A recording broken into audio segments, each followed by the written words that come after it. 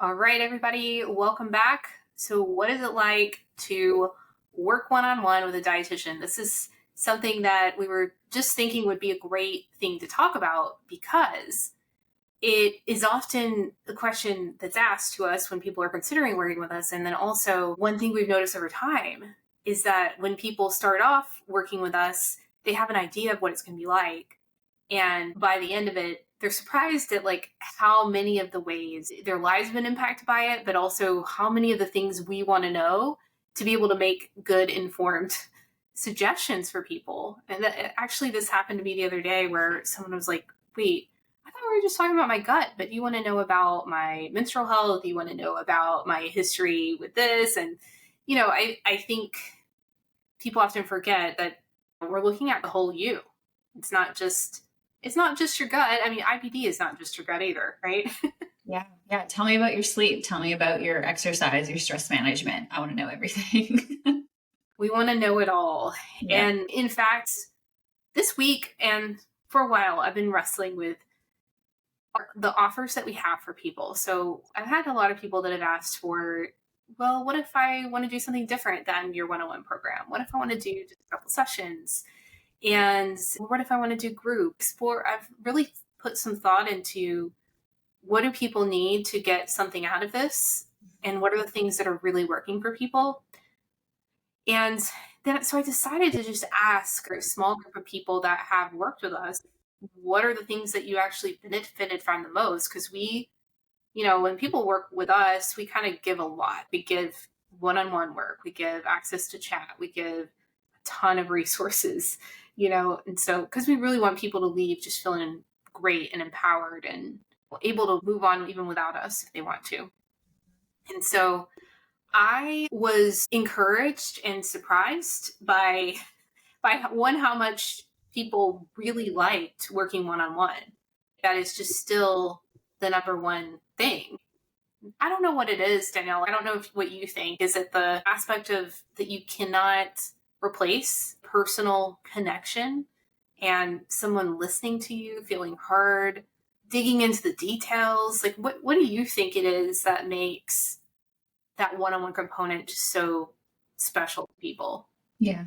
I think a lot of it is, first and foremost, the fact that we have the amount of time that we do with our patients is huge, right? To feel heard is big, and that's not always attainable in a healthcare setting. So that's always big. But I also feel like, Ashley, we have a lot of people who they've done so much reading into things. And, as you know, blogs are not personalized, right? So you're reading, you maybe have a general idea, then you actually talk to someone who is not only a dietitian, but has IBD as well, who completely understands you and can personalize, dietary strategies to you.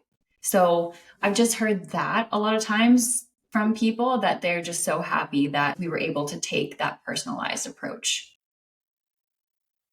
Yeah.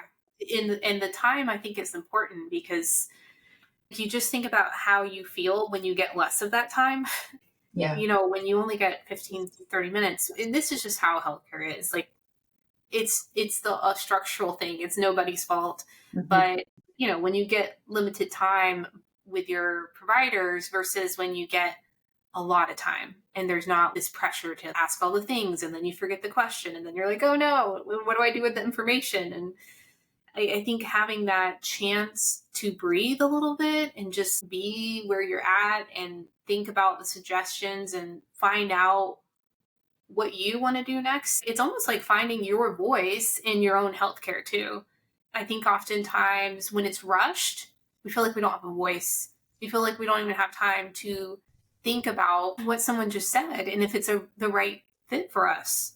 Mm-hmm. Whereas I think if you have that little extra time, you have time to think about it. You have time to converse with your provider and say, well, what about this? Well, I'm scared about this happening. Well, what are all the things I need to consider about this decision? It just really is empowering, I think, to have time is empowering, essentially. Yeah.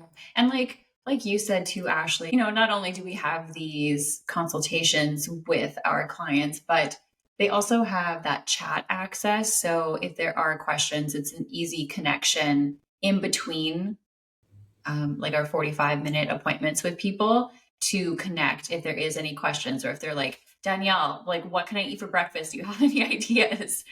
Right? They're getting bored with things. So it's like, oh yeah, like, let me throw some more ideas your way so that you feel supported and confident in the kitchen. So yeah.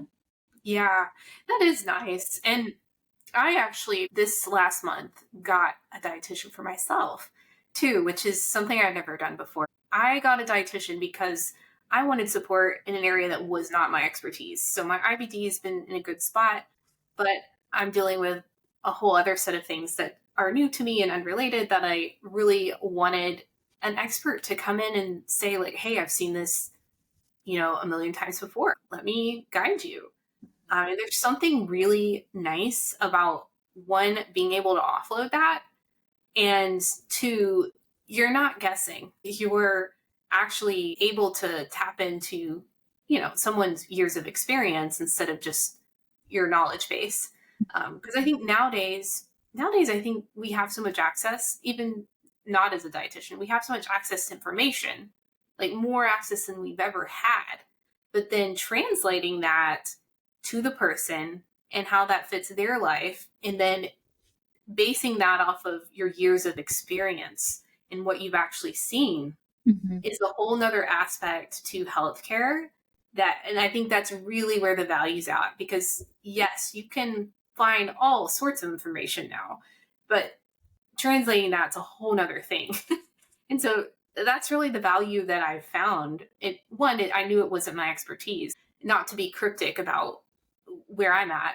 But I'm heading into the age where you go into like perimenopause type stuff. And so I was experiencing symptoms. And so I was like, I need support on this. I've never been down this road. Like, I don't even know if this is what it is. So yeah, I got help on that. And yeah, it's been really nice. And it's nice to be on the other side of what you and I do all the time, but just like feeling what it's like to be a patient and hand over my own nutrition to somebody is kind of nice. It would be nice just to alleviate any kind of hold that it had on you, or taking up that extra brain power that you're like, someone else needs to help me with this, please. Yeah. Yeah. Yeah. And I think that is a big motivator for people that I've talked to that work with us, is like, okay, I'm done trying to like figure it out. Throw spaghetti at the wall, just guessing. I don't want to guess anymore. I want to know that there's like this feeling of relief of like knowing that you have a plan that's solid, knowing that you have a good plan, knowing that you're doing all that you can do on the nutrition side, so that you can kind of let go of the fear of, am I doing the right thing? Yeah. Yeah. There's a lot to sort through online, in terms of what's actually going to be helpful for your IBD and what's going to make the difference. And I think most of the time people end up on doing a lot more than they need to do. And I think when you work with someone, you focus down on like the crucial items that are actually going to make your biggest difference. So you're not thinking about it as much. So if anything, working with a dietitian or focusing on IBD nutrition is so much more than tell me what to eat, give me a meal plan, or like, what are my triggers? What shouldn't I eat? That kind of thing. Do we give you meal ideas? Yes, absolutely. Do we help you figure out if there may be a food that needs a little bit more support in the way that we manipulate it for you to tolerate it better? Yes. Do we do so much more? Absolutely. Right, Ashley, like figuring out nutrient deficiencies, the potential for communicating with your team, lessening fear around food. The things are endless. Yeah, you bring up a really good point. And that's that, what do people think when they're coming in, imagining what we do as dietitians, and even maybe healthcare providers? What are they thinking about what we do? And I feel like I definitely know from the larger scale what people are coming in thinking that we're doing. So a couple years ago, I've scaled down on my inquiry calls quite a bit. Inquiry calls are where people who want to work with us can, learn a little bit about it. I can give them feedback on which route I think they should go, that kind of thing. But there was a year, I think it was the year you just started, where I took 1,000 inquiry calls in a year. maybe more because some were not even on the schedule, but 1,000, that's a lot of calls. People that wanted to work with us that had questions and all of that. And so I got a really good high level view of IBD, what's people really need from us, and two, what they think we do. And so, what are your initial thoughts that come to mind as to what people are coming in thinking that we're doing? As a dietitian in general, I feel like a lot of people are like, oh, they're going to tell me to lose weight. They're going to tell me what not to eat. They're the food police. They're going to judge me for what I eat. It's like, no, give me some of your recipes that you used to cook with. I want to know. But also, Yeah. we're not judging you. Yeah, that is a common misconception, I think, in terms of dietitians as a whole. Like, you're at a dinner party, unfortunately, that's the stuff that people think they bring you to you. Like, what do you think of this diet? Or what do you think of that? Basically, what I feel like as a whole, people's ideas about what we do, it's a watered down version of what we do in a sense, very watered down. Um, Most oftentimes people are like, you're just going to give me a meal plan and you're going to tell me what to eat. And yeah, so I feel like so far off from what we actually do, because what we actually do is we'll spend an hour in that first visit or more. So we have a very thorough intake process. So we look at your entire intake. We ask you all the questions, the things that will prompt questions when we get to your intake session. And in your intake session, we'll dig deeper. So if you said, your biggest concern is bloating, we'll ask you stuff like, how long after you're eating do you bloat? Do you bloat into the day, beginning of the day? Where is the bloat? Is it above the belly button, below the belly button? So we're asking these specific things so we can really pinpoint where is the bloating coming from and what are the potential reasons why that person might be bloating. A lot of times as a patient, we don't think about those things. We just think we're uncomfortable. What can I do? What do I take out? Everything hurts. So you end up taking out a bunch of things. But I think as practitioners, we're thinking more about those deeper things. There can be so many reasons why people bloat. And so digging deeper to find out what we think those things are. And then when we work with somebody over time, really troubleshooting and pinpointing through working with them. So you're like, okay, I think based on what you're telling me that it's this. So let's try these 3 things and see how you feel after that. And then it's a little bit of relationship where you're getting feedback from them and you're testing stuff out.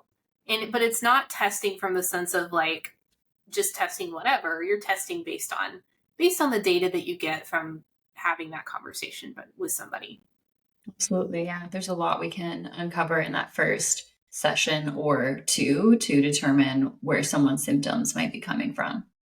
And then, of course, like you said, working on strategies to help decrease them over time. Yeah. So I would say people aren't often thinking that that's something we help them with, though, with symptom reduction. I think they're just coming like, what's the good and the bad things that I need to know about food? Whereas we're looking at the larger nuanced conversation, which is like, these are the things you want more of. These are the things we want to limit in the diet or alter. And we often people don't even consider what to add more of. We're always thinking about what do I need to take out? What's causing the problem? Mm-hmm. Whereas we need to be asking all these other questions to really support somebody. What nutrients have you been tested for? What nutrients do we think might be low for somebody? So many components to consider with IBD, but yeah, it's a longer conversation than people think. And it takes more time than I think people think. I think most of the time people think maybe 1 or 2 sessions is all they need, but you start to realize it's usually more. Mm-hmm. As you were speaking to Ashley, another thing that popped up was some people, myself included, I feel, don't always think of the emotional side of both IBD and food.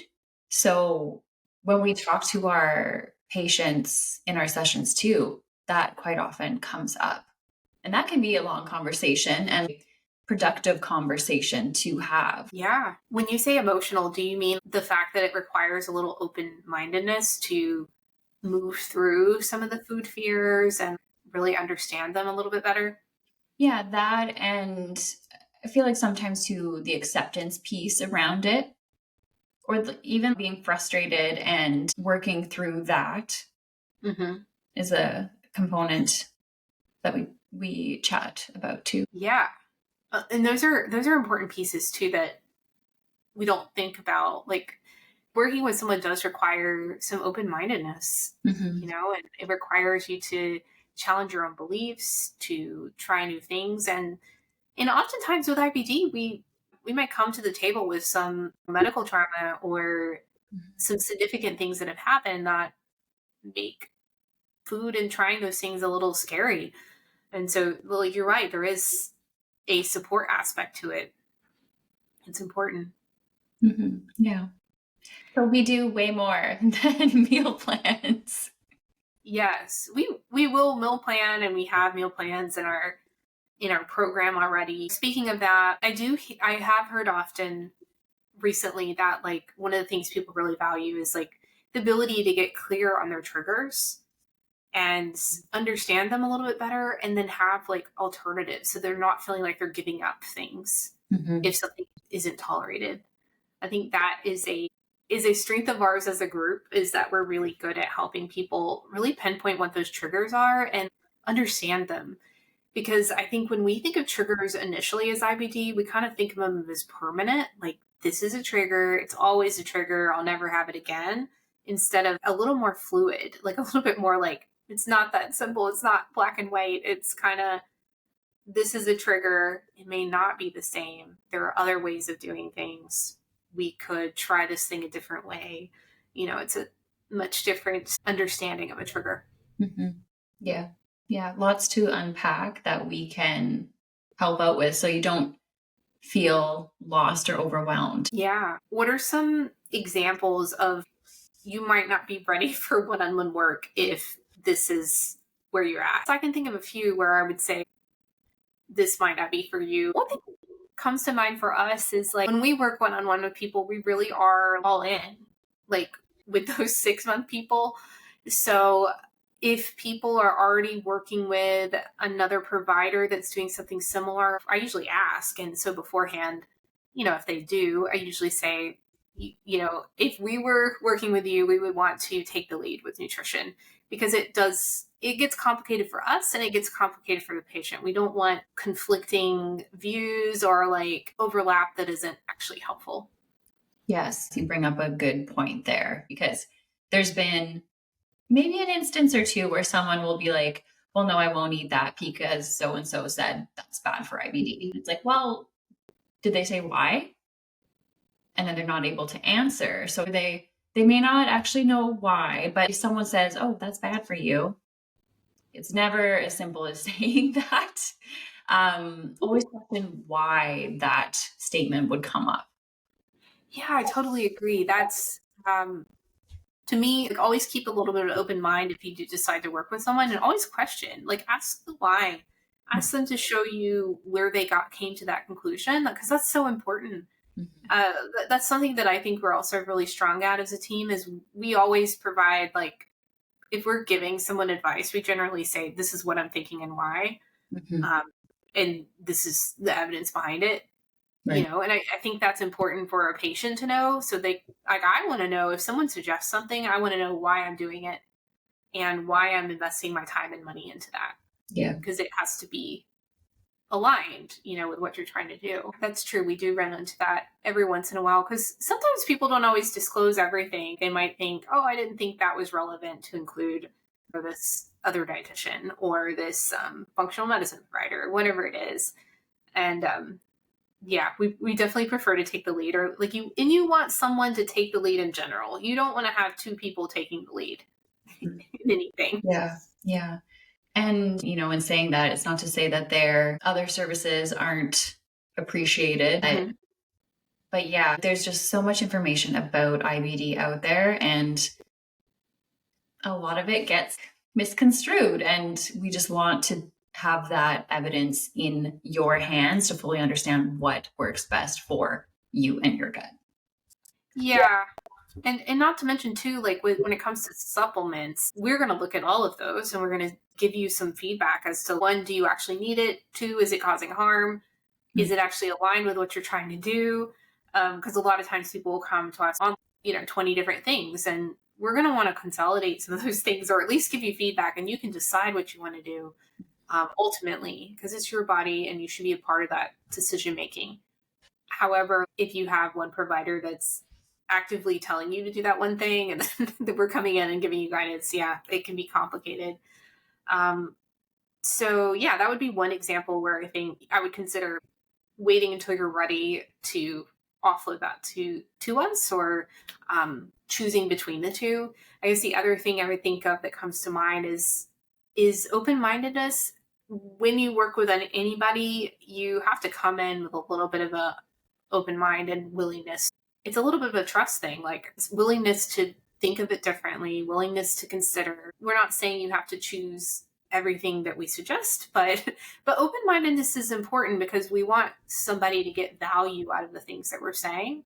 And let's say they come in and it's like no to every suggestion, then that's not really going to help them, right? Because it's like, well, we can't help you. We don't want to do any of the suggestions.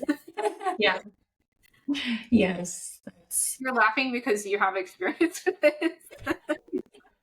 Until you said that, I'm like, oh yeah. Yeah. Yeah, that would be the other one. Okay. Myself, and I'm sure you too, Ashley, like if someone is, continuing to say no about certain things, there are strategies that you and I chat with patients about, like, is there anything you would be open to, or, kind of unpacking where the closed mindedness is coming from. But yeah, sometimes there's just no luck in that. You gotta meet someone where they're at, and that's what I think we do a good job at too. Yeah, I agree. Have you read all of the comments on Facebook when we posed that question? No, I've just seen the ones that you've sent me. And I want to share this with you all too, so you can hear from real people. And these are real. These are not made up. I promise. Because sometimes people make them up, You're right. But yeah, these are real people that have had experiences with us, that has worked with us one-on-one.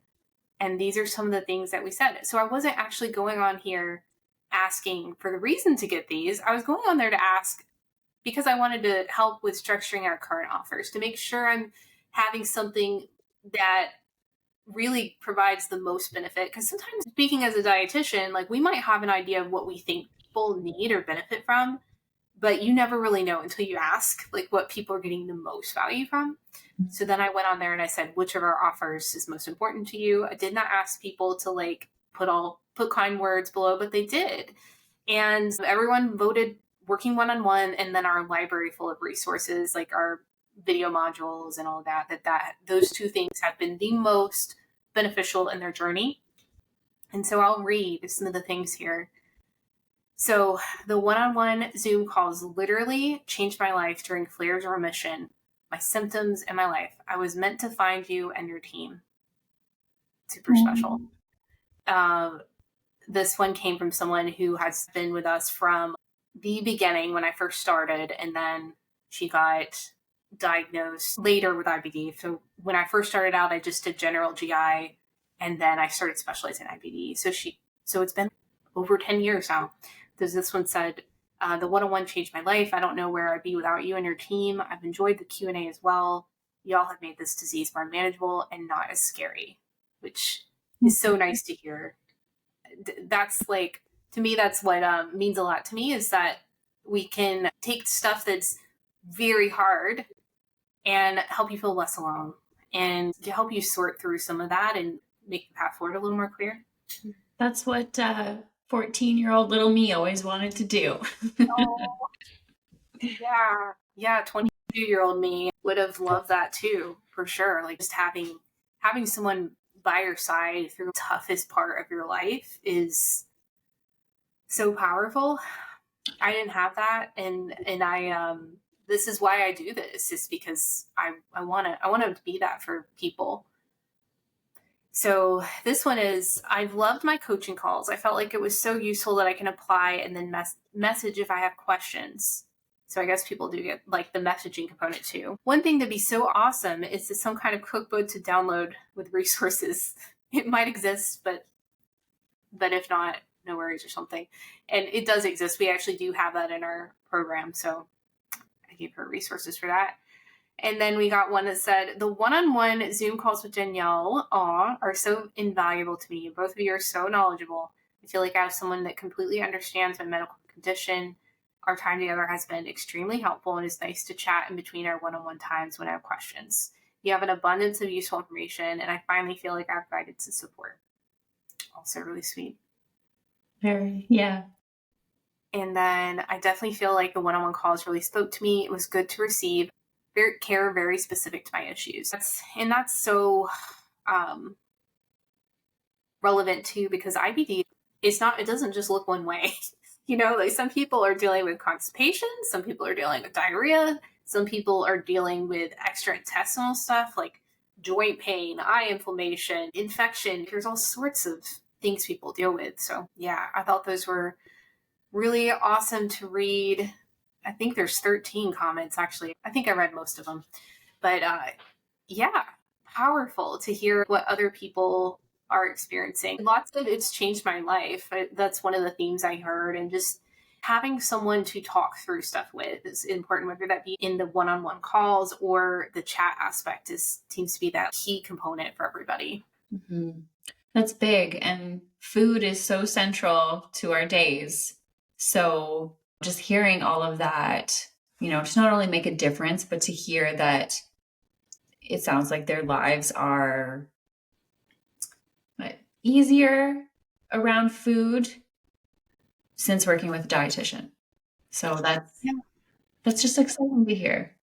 It is. Yeah. And I'll say too, like a lot of the people we see, I think another misconception around working with a dietitian is that the thing that I've seen on a larger scale is when people are coming with us, they generally have great diets. They generally have pretty good diets, and they've tried a lot of different options or worked with multiple providers or tried, multiple IBD specific diets. So I think oftentimes I've heard people say, well, do I really need help because my diet's really great? I mean, I think a lot of our patients are in that boat of like, yeah, they're already eating a pretty diverse diet or they've tried lots of things, but I think we're looking through a very limited scope when we think that it's about healthy. It's more about nutrition that's supporting the disease state and to reduce some of the symptoms and helping to improve quality of life. That's a better way of looking at it. Healthy is such a complicated term, especially when you have a disease. You're right. And I guess for anybody who may be thinking that too, I feel like I consume a relatively healthy diet given my stage of my disease. And even before Ashley and I jumped on to chat today, I asked her, hey, what do you think about this for me? So it's something that can always be talked about. Yeah, there's all sorts of new stuff. The great thing about our field too is there's always stuff that we're learning. There's always new stuff on the frontier, new things to consider. It's constantly evolving. So it's exciting. Yeah, so thanks for being here with us and listening to our conversation about what it's really like to work with a dietitian, especially an IBD focused dietitian. If you have questions about that or you want to know more details, feel free to comment below. If you're on YouTube, like and subscribe also. And if you're tuning in from the podcast, feel free to message us in some questions as well. Mm-hmm. Yes. Let us know if there's anything else you want us to cover next, and we will catch you in the next video.